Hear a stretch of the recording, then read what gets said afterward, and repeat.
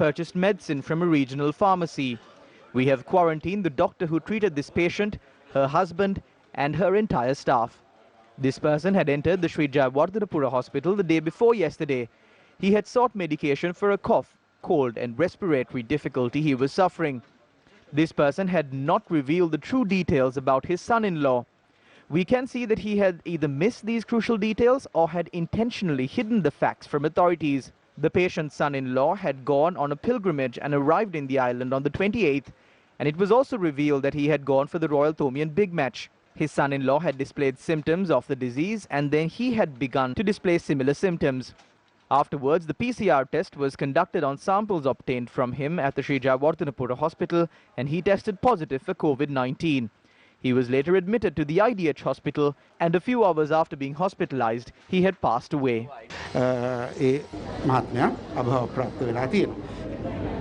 Areas of Akurana, Telembugahawat, Bandaragama, Atalugama and Kadumayan Kulam and Putlam are still under lockdown.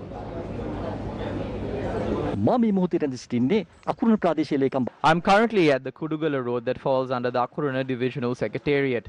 The first COVID-19 patient in the central province was identified in the Telembugahawat village in Akurana on the 27th of last month. This entire area was quarantined by authorities. 110 families in the village of Kurundeniya, located close to the site that was quarantined, was also placed under lockdown. They have been severely affected by the lockdown. However, Pahatudumbura Divisional Secretary Takshila Veerakone said that steps have been taken to provide concessions to the people in these villages.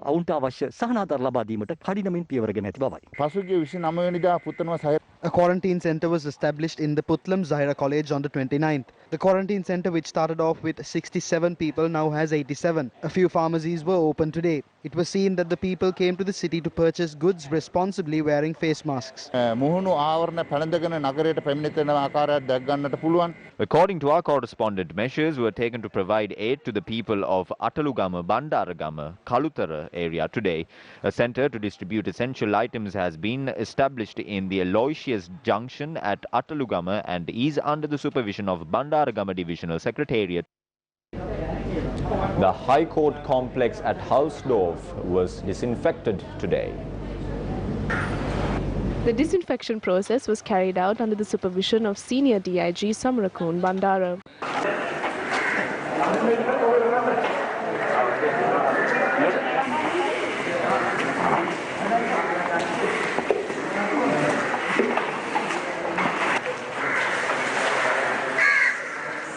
According to our correspondent, the OIC of the Keselwatta police and the staff there had assisted in the disinfection of the premises.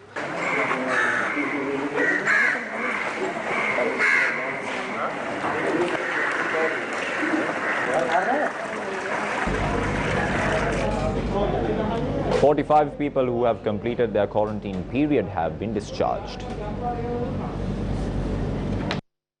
The group had completed their 14-day quarantine period at the quarantine centre set up at Pampemadu Army Base in Vaunia. The group of 45 had arrived in Sri Lanka from Italy on the 13th and 14th of March.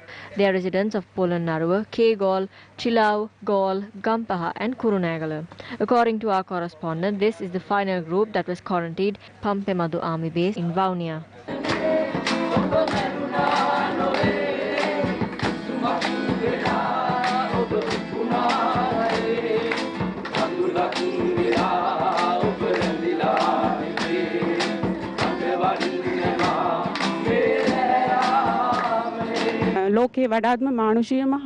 Our army is the most human army in the world, and they proved it.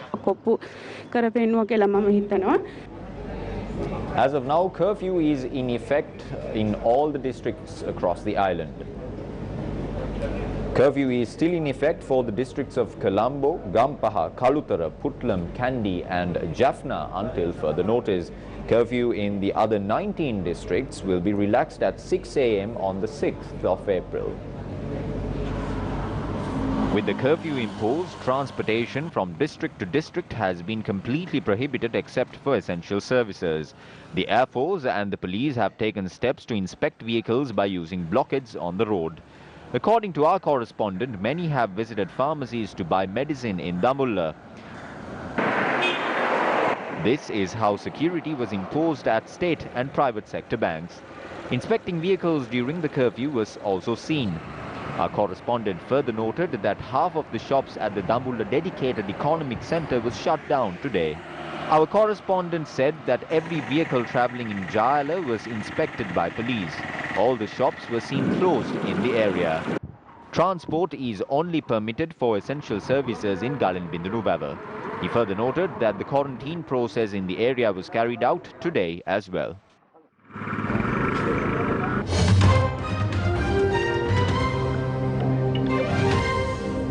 Around the world, more than 935,957 people have been confirmed to have the coronavirus and more than 47,245 people have died.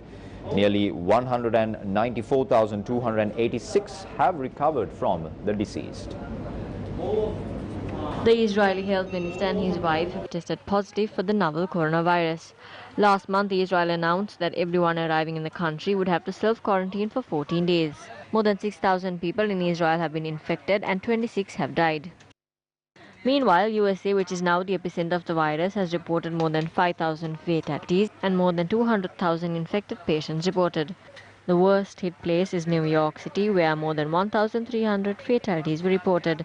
President Donald Trump said he was considering a plan to halt flights to U.S. coronavirus hotspot as the United States struggles to contain the pandemic projected to kill at least 100,000 people. Trump said, "We are thinking about hotspots where you go from spot to spot, and we will let you know fairly soon." Cruise liners are a major source of COVID-19 in Australia. There are several foreign ships either docked or waiting off the coast. Their passengers have been sent home, but thousands of crew members remain on board. Australia is refusing to let them disembark. UK Prime Minister Boris Johnson lamented the latest coronavirus data that showed a record increase of deaths in Britain, saying it was a sad day as fatalities rose by 563.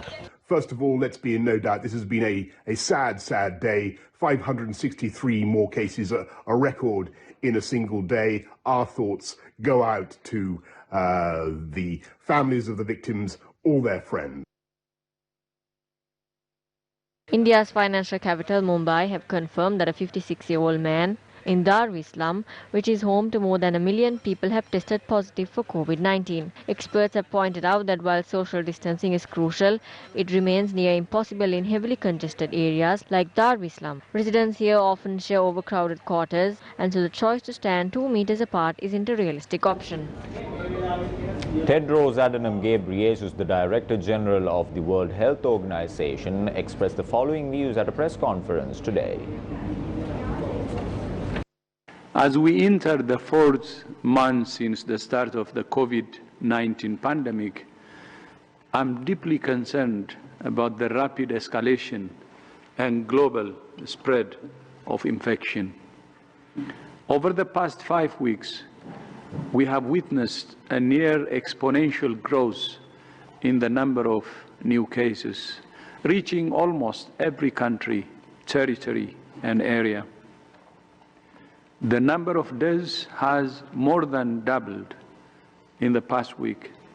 In the next few days, we will reach 1 million confirmed cases and 50,000 deaths. More COVID-19 related news from here at home. Measures are being taken to provide pension payments to senior citizens starting this morning. The payments will be given to them either through handing the payment to their home or by safely transporting the senior citizen to their respective bank. Facilities have been arranged for senior citizens to get their payment tomorrow and on the 6th of April. The respective pension payments have been delivered to senior citizens of the Mathura post officers. The payments will be delivered by the officers of the Postal Department under police protection. Meanwhile, the senior citizens who are to receive their payment will be given transportation under the supervision of the Sri Lanka Army. Transportation for this matter will be provided by the Ceylon Transport Board. 15 buses will be used to transport the senior citizens to their respective banks. The Postal Department has taken measures to deliver pension payments to the senior citizens of Hingurakkoda. Meanwhile, another group was escorted to Hingurakkoda by the Army. Pensioners in Kakirava also visited banks in the area today to receive their pension payment. According to our correspondent, facilities were given to the senior citizens to receive their medicine as well. Senior citizens of Pasiala came to the city to receive their payments this morning. Meanwhile, the senior citizens of the Lahokara area in Ampara came to the city to receive their payments this morning.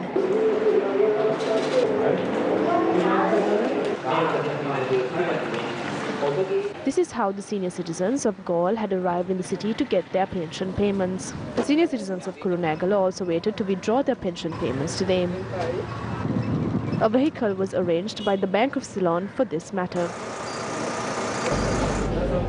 The Department of Molecular Science and Biochemistry at the University of Colombo has established a new testing kit to identify coronavirus infections.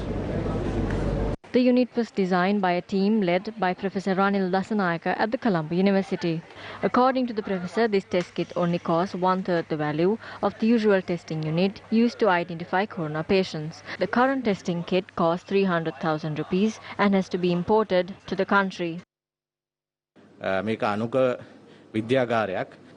This is a molecular lab. This has been functioning for about 10 years. The development of this unit began in 2010. The virus PR kit was also developed here. We have used this for genetic extractions to identify dengue, influenza and HIV AIDS. Now we have developed a testing kit to identify COVID-19. COVID රෝගයත් සමග ඇත්තටම මේ කට්ටලේ අපි වැඩි දියුණු කරා. A group of foreign women who remained in the country without notifying health authorities have been quarantined. The police investigated a house in Nilpanagoda, Minuwangoda, where the group of women were residing based on a tip-off. It was revealed that 29 women from Nepal and 1 woman from India were residing in house. The health officials of the area had not been informed about the foreign women who were residing in 4 rooms in the house. It was revealed that there was a human trafficking racket where women from India and Nepal were kept in Sri Lanka for a short period and then sent to foreign countries for employment. The police stated that the group had been quarantined inside this house and legal action will be taken against those who were involved in this human trafficking racket. Speaking at a media briefing, co-cabinet spokesperson Bandula Gunawardena said that the government has focused its attention on providing an allowance of 5,000 rupees to 4 million people affected by the COVID-19 outbreak. Meanwhile, Dr. Ramesh Patirana noted that steps will be taken to prohibit and limit the importation of non-essential items into the country. This will not affect the transportation of fuel, food and essential items. In more news, Minister Dinesh Gunawardena says that the Employees Provident Fund will be protected and the government will not follow ad hoc ill advice to tap or dilute the rights of millions of employees. Tweeting regarding the matter, Minister Gunawardena said, I quote, I have assured trade unions that EPF, which is the reserve and security of employees, which brings the benefits at the age of retirement, will be protected by the government and will not follow the ad hoc ill advice to tap or dilute the fund or rights of millions of employees, unquote.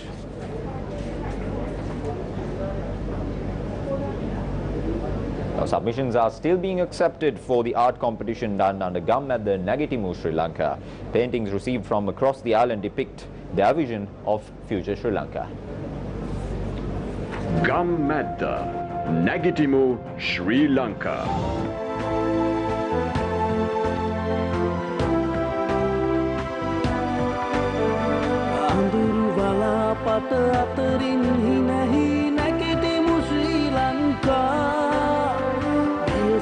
Sangka bathak ataring nagitemu Sri Lanka hitamu idiriyama ekaman wahanu nagitemu Sri Lanka heta idiwana navaloka hamuwe nagitemu Sri Lanka nagitemu Sri Lanka api nagitemu Sri Lanka.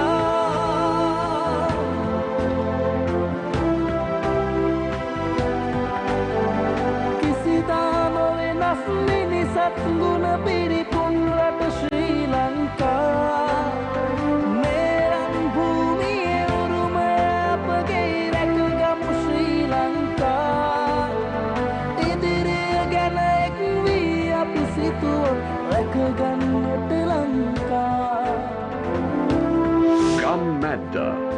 Nagitimu, Sri Lanka. Former Minister Sujeeva Senasinghe expressed the following views.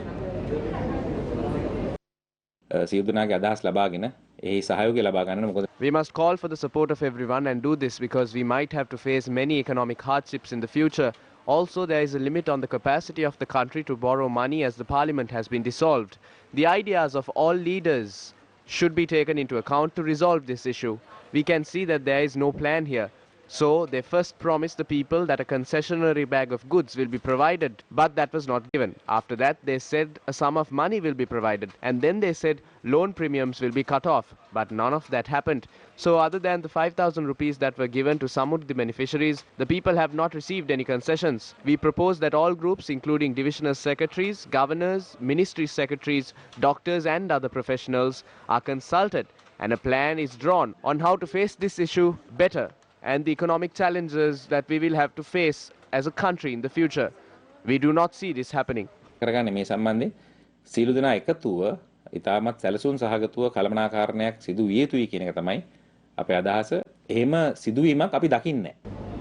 The premiere of the music video composed for the Nagitimu Sri Lanka initiative, which was created with the involvement of many popular artists, will take place this evening at 6:55. The music video has been created promoting the concept of social distancing by utilizing various social media platforms. The music video will be premiered during the Davasa program on our sister channel Sirasa TV this evening. With that, it's a wrap of lunchtime news this afternoon. Have yourself a great afternoon.